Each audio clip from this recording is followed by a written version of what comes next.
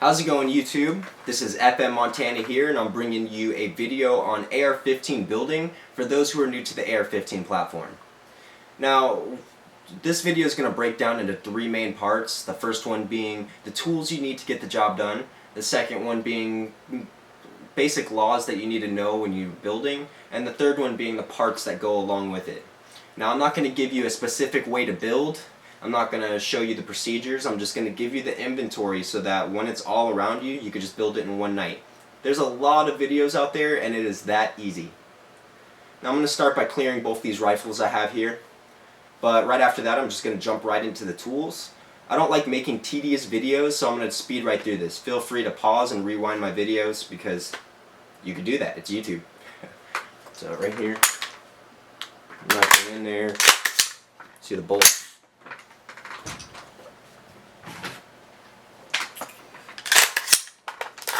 Nothing in there.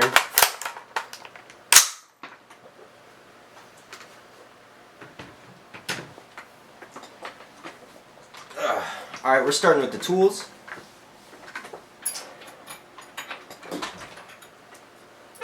The first set of tools you need is going to be a punch set. Now, obviously these aren't punches technically, but they are Allen wrenches. Same difference, just different heights and widths of metal poles pretty much that you put in your lower parts kit into your lower receiver. I'll explain that to you when we get to the parts section. Just know you're going to need these. Not just three of them either, different sizes. Now, going along with your punch set, you're going to need a rubber mallet, or any kind of hammer would work, but I recommend a rubber mallet so that you don't hurt the finish on your lower receiver. It has to be pretty. Now, a 3/4 inch wrench is, well, most of you know, to remove a mil-spec muzzle device. Pretty simple. Alright, so far, every tool that I've named you can get at general tool stores. You can find them pretty much anywhere, except for this one. This is a Castle Nut wrench. It is an AR-15 specific tool, meaning that you have to find it at a store that sells AR-15 parts or buy it offline. I got this one off eBay. It came with my buffer tube assembly, and it was free, so it works just as good as any Castle Nut wrench I've ever seen, the expensive ones.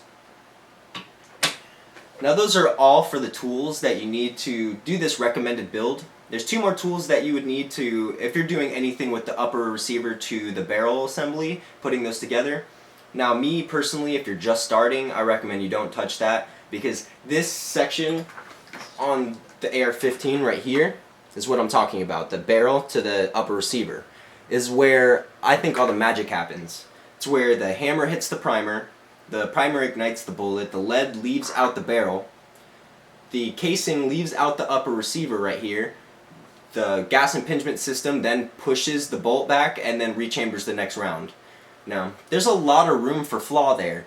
Everywhere else in the gun, you'd be pretty safe with it not blowing up in your face. Now, I'm not saying it's going to blow up in your face. Never had this happen. I'm just saying better safe than sorry. If you're not going to use these tools, don't mess with this section. Now, for the tools. In order to do anything with this, you have to have a torque wrench. Now, if anyone says that they don't ever use a torque wrench and just put it on by feeling the bolt, they're stupid. I wouldn't listen to them. Unless they really know their rifle, like say they've had it for 30 years and they've took it apart a million times, then maybe that person, but maybe. But pretty much it's called a torque wrench. What it does is it transfers the perfect amount of foot-pounds to the bolt holding the barrel to the upper receiver, and it's the perfect measurement. So I'm not saying if it's off it'll blow up like I said, but better safe than sorry. Now, in order to use a torque wrench, you're going to need a vise, which is the second one. Now, I recommend you get a vise regardless. As you can see, I don't have one on my desk for building, but it helps. It holds your AR-15 still regardless if you're doing anything with the assembly at the top. It works for all parts of the AR-15. I recommend you get a vise regardless. But the reason you need a vise in order to use a torque wrench is because it won't transfer the right measurement of foot-pounds unless something is holding it still. You can't just hold it with your hand and turn the torque wrench. It's not going to work.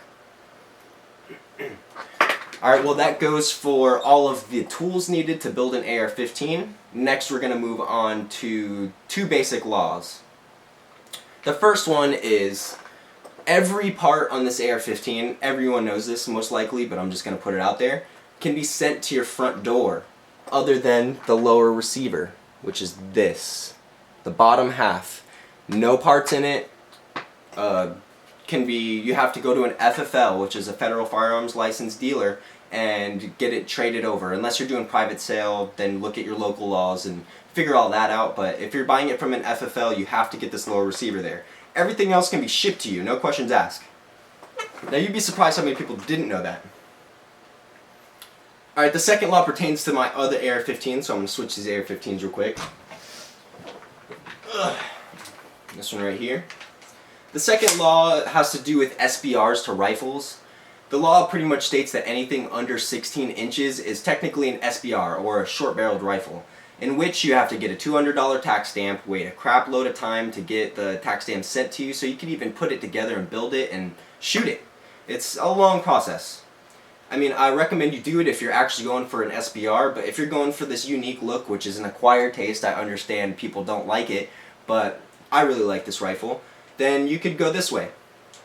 Now what I did pretty much is anything under 16-inch barrel you could find great deals on all day, but you just don't want to buy it for the tax stamp. What you could do is take a extended muzzle device, put it on the barrel, but it has to be welded 100% permanent to make it a part of the barrel.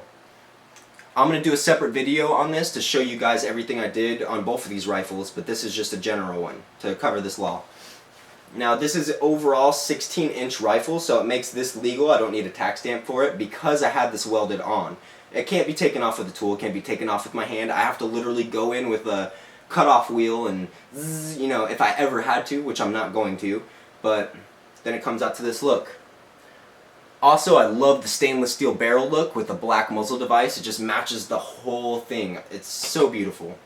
Also, another thing, if you're going for this and your barrel is stainless steel, you're going to need a 240 volt welder to even get this hot enough to put the welds on it. I had to find that out the hard way. It was pretty expensive. Now that's pretty much it for that law. I've heard a lot of different interpretations, and again, check with your local sheriff, your local PD, ask questions around where you live, because I wouldn't take advice from someone off YouTube. I'm not a lawyer. I just asked people I knew, and police departments and lawyers, and I just tried to get the best information I could, and this is the information I got. So hopefully that helped you. And I'm going to put this, switch these.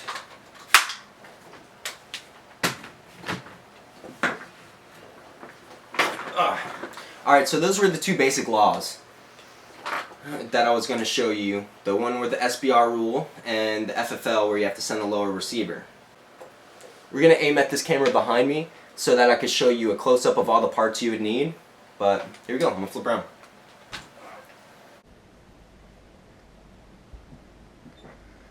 Alright, as you can see here, this is a mil-spec AR-15, meaning that there's nothing too fancy about it. It's just a 16-inch barrel, black on black on black, obviously. No special furniture, no upgrades in the lower parts kit. It's just a very bland AR-15. Not that I don't like it. This thing has been very, very, very good for me.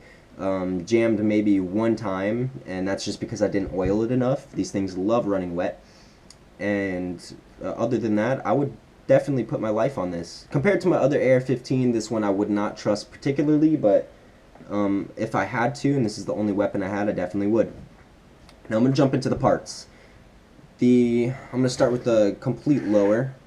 This one I did not build. This came complete from New Frontier manufacturer. It is a polymer lower, which most people frown upon, but I honestly have not had any problems with it. But I'm just going to hop right into this. Right here you see is the buffer tube assembly, what I said. You get this all in a different part from the lower receiver. Just ignore this furniture because it's really easy to install compared to these parts. Now the buffer tube assembly just comes with a tube, a spring, this little ender right here, and the castle nut. Like I said, you need the castle nut wrench because this is a AR-15 specific part. All this does is pretty much fastens the buffer tube so that the bolt carrier can go back and rechamber the next round. Now, hopefully that visually helped if you didn't know the mechanics of firearms. Alright. Now if you look inside here, you can see that there is the hammer with the trigger and the safety group. This all comes in your lower parts kit, along with your magazine release and your bolt release. These all come in any lower parts kit you buy. You have to buy a complete lower parts kit, and once you buy this lower from the FFL, which is the designated firearm, you can just take your punch set and put in your lower parts kit. It's really simple and takes less than like 45 minutes if you find the right video. Now obviously this furniture can just be added on different colors like I showed in my other AR-15, and that's pretty much. There's a whole bunch of little teeny pins and springs that come with your lower parts kit, but again, just follow another video to follow those procedures because I'm just going into the parts and where they go. Alright, now moving on to the upper receiver. This is the actual receiver right here. It can become stripped. Again, everything in this could just be sent to your front door. So that just blows my mind every time.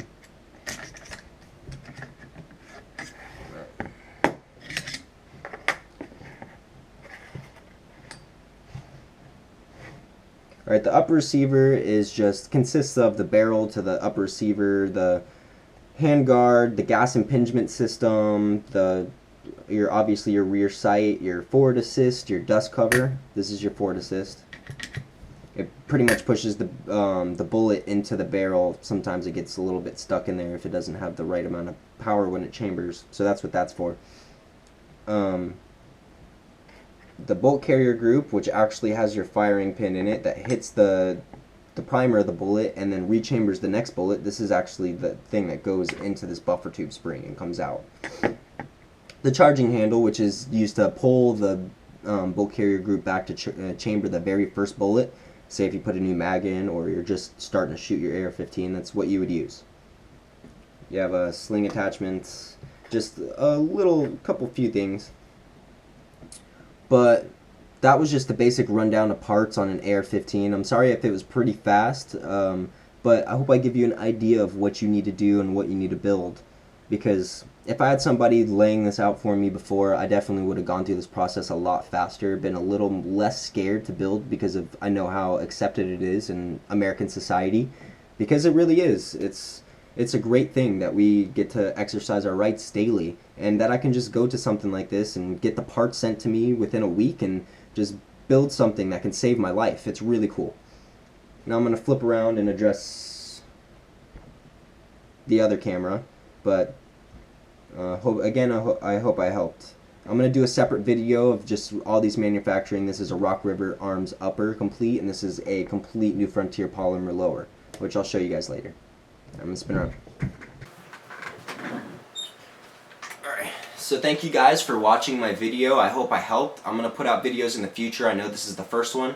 If you ever seen my account that I did in the past that actually has a video of this AR-15 that I took apart, what I built it out of, which manufacturers I got the parts from, and the price I found it at, you can, I'll put a link to that video, but I'd appreciate it if you guys liked and subscribed. I have a lot of different firearms that I'm going to be doing reviews on and showing different things. Like, I'm a Beretta freak, so you'll probably see some of my handguns. I have a few AK-47s I can do some videos on in the future, maybe do some range tests. I'm pretty excited about this.